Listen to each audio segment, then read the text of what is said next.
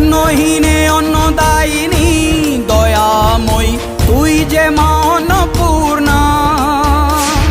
সন্তান স্নেহে তুই মা যেন কল্যাণী সম্পূর্ণা। তোর কথা যেন মন্ত্রোচ্চারণ, বজ্র সম কঠিন অনুশাসন, ধৈর্যেশ্বর বংশহা পৃথিবী, ধর্ম ও ন্যায়ের প্রতিচ্ছবি।